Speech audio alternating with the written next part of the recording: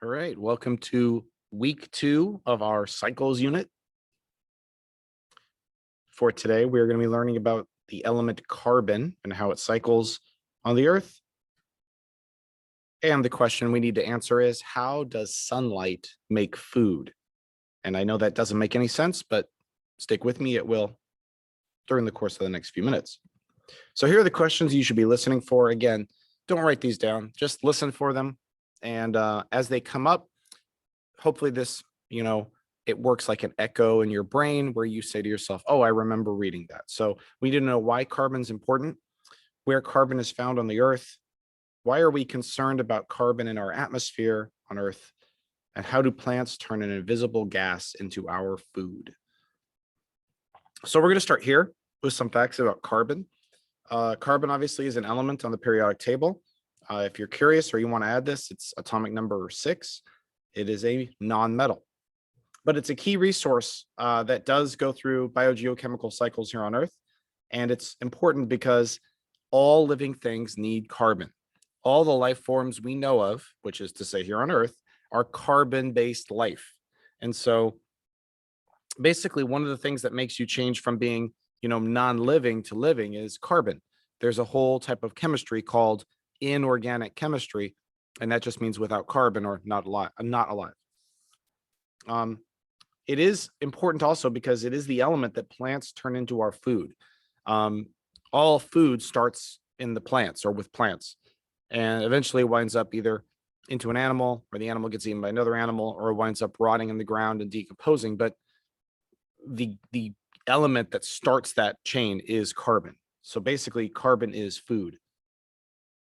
However, the problem that we have here is despite all its importance, it's not everywhere.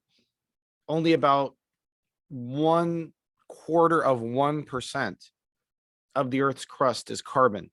If you had a list, and I won't make you list them, but if you had a list of all the elements that occur here in the Earth, carbon is like number 17 on that list. You have far more silicon and oxygen and hydrogen and all sorts of other stuff. So carbon is relatively rare. So we really need the carbon cycle to keep life going. So it's best to think about carbon in terms of its reservoirs, which is to say the places it can be. And there's really only 4 places it can exist. The first place that you probably have heard of all throughout your schooling and maybe on the news is in the atmosphere. Now, in the atmosphere, we have a tiny, tiny, tiny percentage of carbon. The truth of the matter is, even though carbon levels have been rising, and we'll talk about that in a bit, it's still a tiny percentage of the gas on our in our atmosphere. It's only about 400, maybe 410 parts per million. To do the math, that's 4 out of 10,000 particles. It's still very small. Mostly carbon exists as part of one of 2 molecules, either carbon dioxide, CO2, or methane, CH4. Methane is another word for that is natural gas.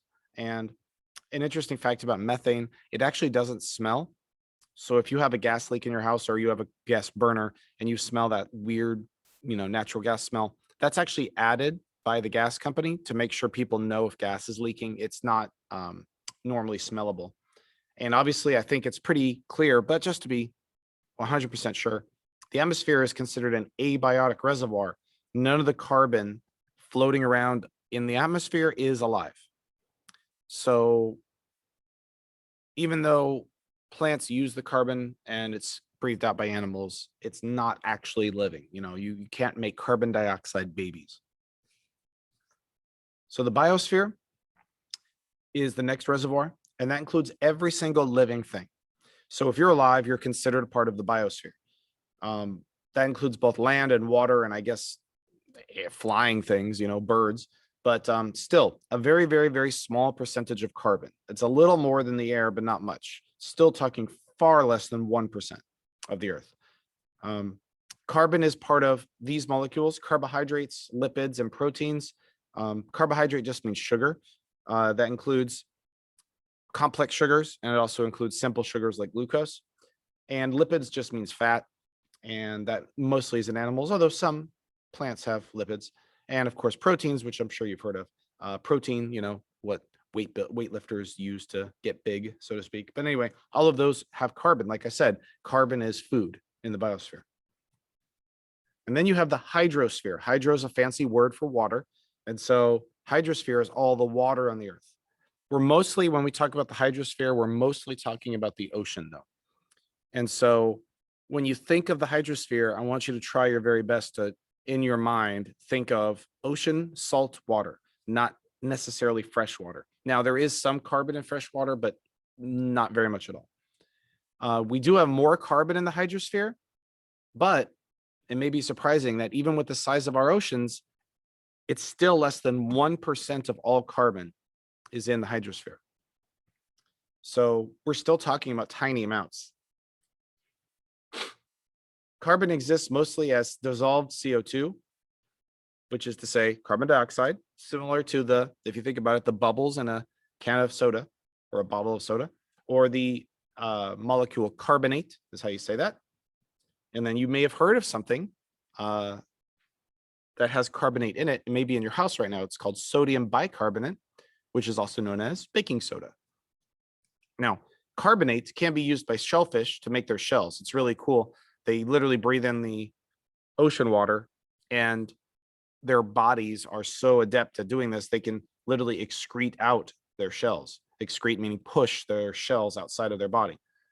And then in the ocean, when carbonate bonds with calcium, it becomes calcium carbonate, which becomes limestone, which you learned about last unit, because that is a sedimentary rock.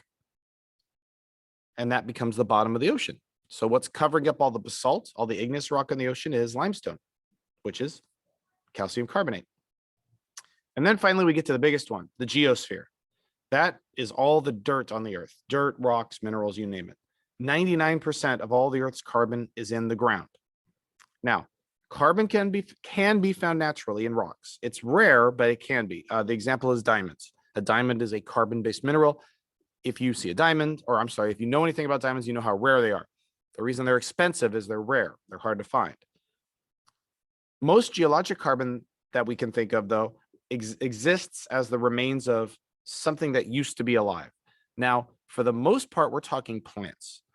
You in your history have probably thought fossil fuels, because the name is fossil fuel, you think you're using old dinosaurs to power your car if you push down the gas pedal. That's actually not true. They gave the term fossil fuel so that people would understand it was found, or this stuff can be found in the earth, just like fossils. But these are not dinosaur, old dinosaurs. Fossil fuels are mostly plants. But here's the thing. When the plants get covered up and put under enough pressure and given enough time, they eventually basically liquefy and become fossil fuel. Sometimes they don't liquefy and they become coal, which is solid. And that's where you get carbon-rich deposits. And we won't get into that. But, coal is a solid, whereas crude oil, we make gasoline out of, that's a liquid. So this video is going to tell us a little bit more about the carbon cycle. Carbon is an element that is vital to most living organisms on Earth. It is also a key component of our atmosphere. Carbon has the ability to cycle through our Earth, the ocean, living factors, abiotic factors, and the air. The carbon recycles among 5 major locations. These items include the atmosphere, the terrestrial biosphere or land, the Earth's interior, the ocean, and human influence. Let's take a look at what happens at each of these areas. Carbon is found in the atmosphere in at least 2 forms, carbon dioxide and methane. This atmospheric carbon can be absorbed by autotrophs like plants and plankton to be used for photosynthesis. It can also be absorbed by bodies of water and the ocean. When carbon is absorbed by the ocean, it reacts with the water and creates carbonic acid. The terrestrial biosphere, which is another term for the Earth's land, has several paths of carbon that it can take. First, there is an exchange between plants and animals. Plants absorb carbon in the form of carbon dioxide for photosynthesis, and animals release carbon dioxide during cellular respiration. Also, heterotrophs eat plants that contain carbon. Animals also release carbon as methane during digestion, and the soil contains decomposers that release carbon into the atmosphere and the soil. Carbon is also stored in the Earth's interior. Carbon in the lithosphere includes fossil fuels like coal, oil, and natural gas, along with deposits like limestone, and volcanoes may release some of this carbon stored in the lithosphere when they erupt. Up next, the ocean. The ocean has the greatest exchange quantity of cycled carbon and stores a large amount of carbon. The ocean absorbs carbon in the form of carbon dioxide.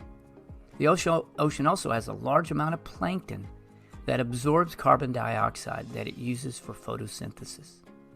Humans also influence the movement of carbon. Humans burn fossil fuel, which releases carbon dioxide into the atmosphere.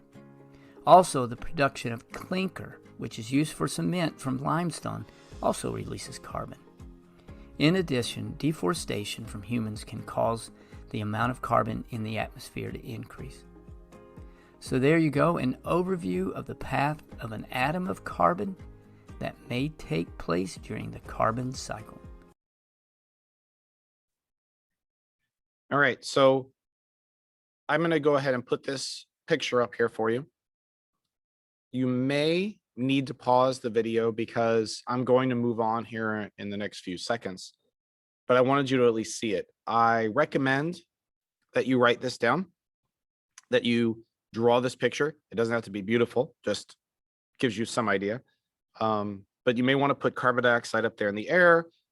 You have some land, plants, and animals, what's in the ground, and then going back up there. The one thing this is missing is the water, the hydrosphere. But I thought this was a pretty good indication of how carbon cycles. Now, since carbon is a cycle, the amount of carbon on Earth never changes. So however much carbon we have, we have. However, the amount of carbon in each reservoir can change. So think about it. You have 4 reservoirs. If you remove carbon from one of the reservoirs and put it somewhere else, you've changed the amount in each reservoir. Now, the total amount stays the same. So think about it this way. If I have 10 Skittles and 4 people, if I have 12 Skittles and 4 people, each person gets 3. But if I take one away from one of them and give it to someone else, I've changed the amount that 2 people have, but the total number of Skittles stays the same. And I hope that makes that clear.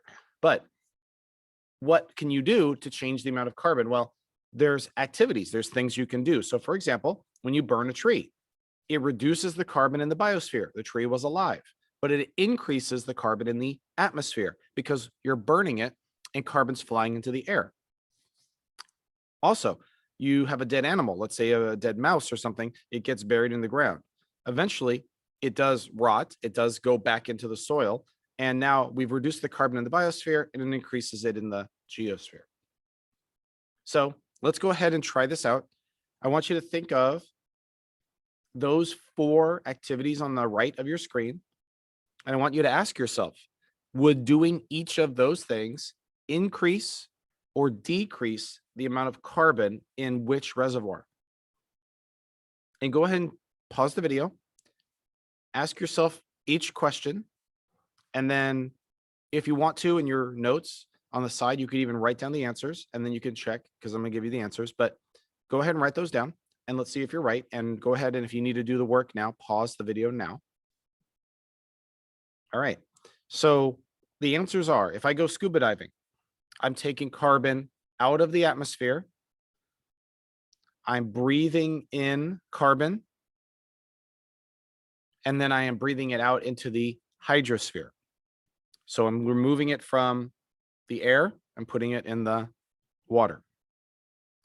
If I plant a tree, trees pull carbon dioxide out of the atmosphere. So I am increasing it in the biosphere, and I am decreasing it in the atmosphere. As you saw in the video, if a volcano erupts, what is coming out of the ground? Well, it was part of the geosphere. So if a volcano erupts, we're reducing the amount of carbon in the geosphere, increasing it in the atmosphere. And lastly, when we drive a car, every time you drive a car, you're burning fossil fuel, gasoline. that used to be in the geosphere, and you're releasing it through the tailpipe into the atmosphere. So this is why scientists are a little concerned about, or a lot concerned about, carbon. Carbon dioxide regulates temperature, and basically it causes the air to retain heat. Now, this is a good thing because it makes the Earth livable. The problem is, if CO2 increases, it is widely theorized that the temperature will continue to increase. So if CO2 traps heat, adding more would trap more. That's just a logical conclusion. And it leads to this thing you may have heard of called climate change. Some speculate it could have damaging effects on weather patterns. That's the biggest concern, is weather. If the Earth gets hotter, weather starts doing weird stuff, whether it be natural disasters or more droughts and things like that. It is true that the human activity, I should say, has been releasing CO2 ever since the Industrial Revolution, and has driven the amount of carbon in the atmosphere higher. So again, it's a logical conclusion to say more CO2, more heat. And so it's something to consider as we move forward in the future. And here is Hank Green to tell us more about that. Carbon is one of the most abundant elements in the universe, and here on Earth it's always on the move, just like water jumping from one reservoir to the next. And that's a good thing, because A, all living things require carbon for their structure and to fuel their bodies, and B, it's a big component in a bunch of non-living things as well. It's in rocks, in the ocean, trapped in ice, plus it's in the atmosphere, where it helps regulate the temperature. Without carbon dioxide, Earth would basically be a frozen wasteland, so lucky for us, there's a whole pants load of carbon out there, because we need it. Let's start out with the carbon in living things. If you were to take all of the water out of your body, carbon would constitute about half of what remained in the little pile of dust that used to be you. And the first biological carbon reservoir is plants. They absorb a bunch of carbon dioxide out of the atmosphere because they need it to photosynthesize. But CO2 is also one of the byproducts of respiration, the process by which they use that energy. So plants take in carbon dioxide from the atmosphere during photosynthesis and then release CO2 back out into the atmosphere during their respiration process to make ATP for all their cellular functions. And right now, you're like, wait, no, isn't the deal that plants get to take in the carbon dioxide and animals get to breathe it out? Well, yes and no. It's just that plants take in more CO2 from the atmosphere than they give off through respiration. The rest is like their profit. It's what becomes the body of the plant. That's right, that big old massive tree, all of that mass came from gas. Pretty cool. So carbon absorbed by plants has three possible fates. It can be respired back into the atmosphere, it can be eaten by an animal, or it can be present when the plant dies. And if a tree falls in the right kind of forest and it's not allowed to decompose normally because a bunch of other plants all fell right on top of it and they die and get buried and squished together and form rocks like coal. We call these carbon-rich geological deposits fossil fuels. Lately, one of humanity's very favorite pastimes is digging up all of this old carbon in the form of coal and oil and natural gas and burning it to fuel our pretty much everything's. But I'll get to that later. Another extremely important carbon reservoir is the ocean. Now, carbon dioxide dissolves really easily in water, and once it's in there, a lot of it's used by phytoplankton, tiny plant-like organisms that form the base of the marine food chain. They use carbon in photosynthesis, and they also use it to make calcium carbonate shells. And when these guys die, their shells settle to the bottom of the ocean, pile up, become compressed, and over time, make rocks like limestone. Now, limestone obviously doesn't burn super well, so it's not considered a fossil fuel, but as limestone deposits are eroded by water, the calcium carbonate is broken down to eventually form, among other things,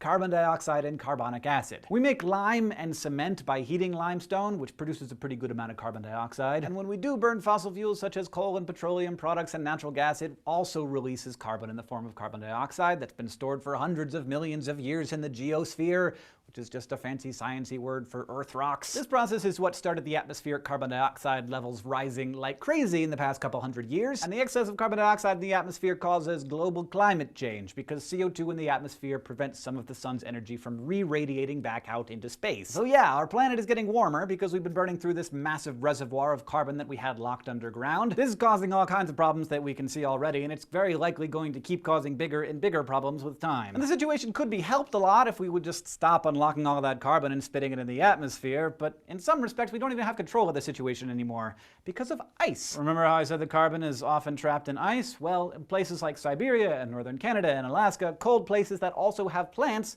They contain huge carbon reserves that are trapped in permafrost, ground that's frozen year-round. These places are basically frozen wetlands that add another layer of dead plant matter each year. But as permafrost melts, these dead plants decompose, and huge amounts of carbon dioxide and methane are released into the atmosphere, creating a positive feedback loop. Our carbon-burning lifestyles unleashing this other huge carbon reservoir which keep the whole greenhouse effect going with or without us. Just saying. All right. So now the question is, what do we do about it? We have carbon in the atmosphere, obviously.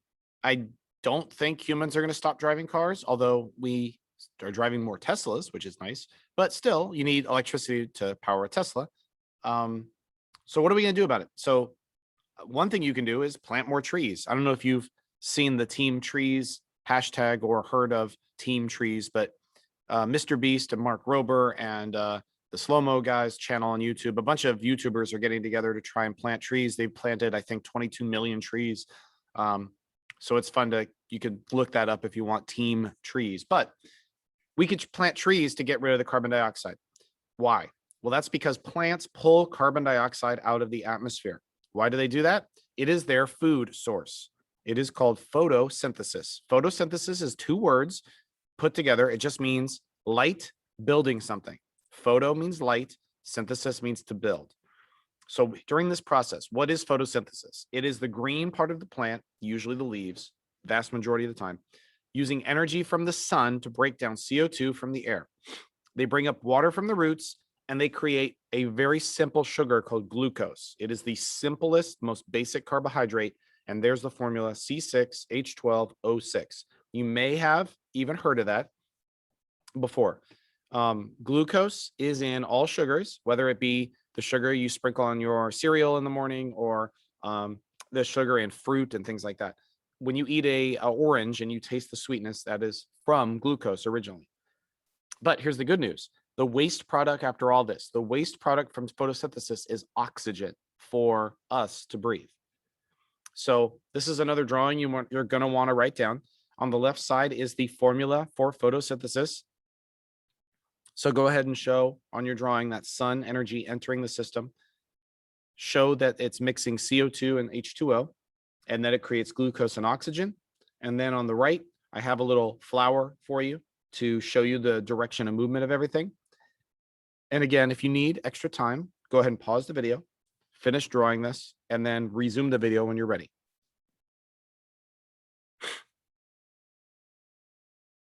Now, animals, the good news is animals can eat the plant to obtain the energy. So what's really amazing is this energy that you get from the sun, and they store the plants in carbohydrate molecules. It basically sits there and waits for an animal. So when you're eating something, you're literally eating the sun's energy.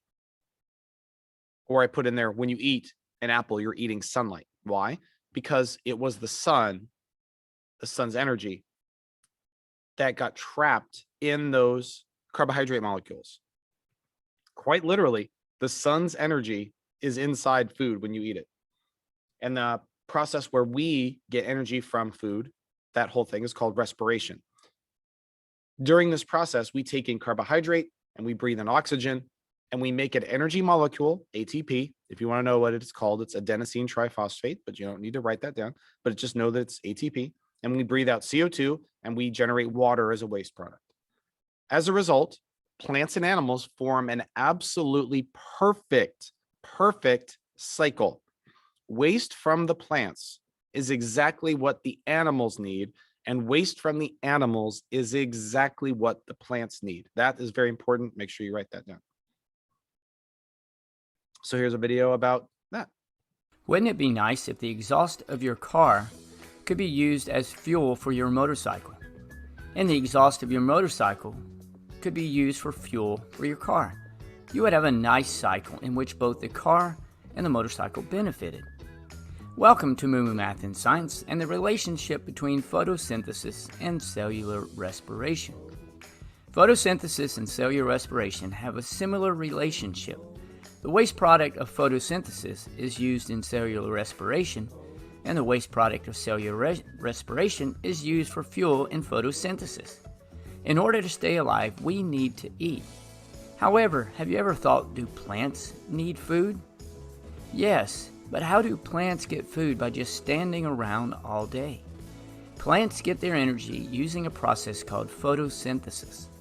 In order for photosynthesis to take place, a plant needs 3 items: water, like you see in this rainstorm;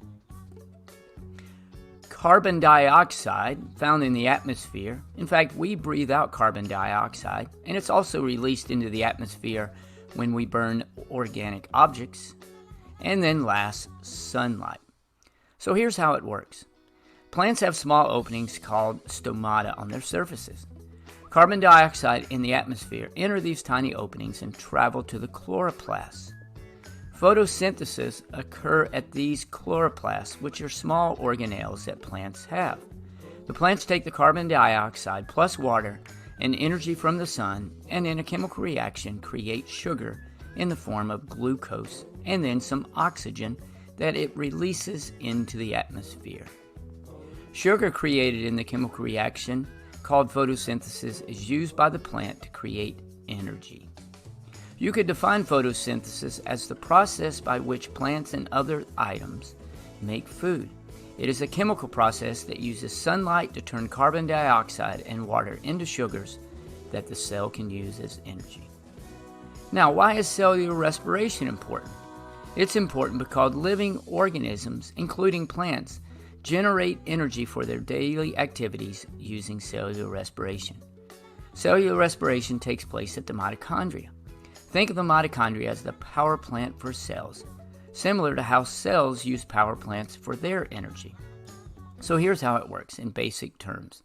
At the mitochondria, the sugar combines with oxygen to produce carbon dioxide, water, and energy in the form of ATP. So in summary, photosynthesis takes carbon dioxide and water, plus sunlight to create oxygen, and sugar, which is exactly what cellular respiration needs. Cellular respiration takes the sugar and oxygen to create carbon dioxide and water, plus ATP, which helps with photosynthesis. And this cycle repeats over and over again. So again, it's a cycle. Everything we're learning about in this unit is about cycles or big circles. So here it is. Photosynthesis happens in a plant. It sends glucose and oxygen to animals. Animals use the glucose and oxygen. They get rid of water and carbon dioxide, which goes to the plant, photosynthesis, and it just never stops. Again, this is that bicycle tire analogy. A bicycle tire will spin forever, but the source of energy is that sun. Look at the upper left. That sun is what makes this tire spin. So I want you to look at that sun and think of that's the pedal, that's the human pedaling the bike, but down to the middle, it's the tire spinning. So if you want to draw this picture, go ahead and pause the video, draw this picture so you can remember it. And now ask yourself, do you now know why carbon is important? Do you know where we can find carbon on the earth?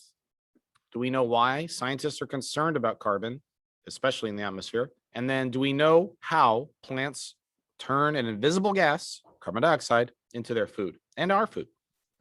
What I want you to do right now, put these notes to the side, go do something else, come back to them. And when you do, please write a detailed summary. Once you have done that, you have completed this lesson. And as always, I thank you for your attention.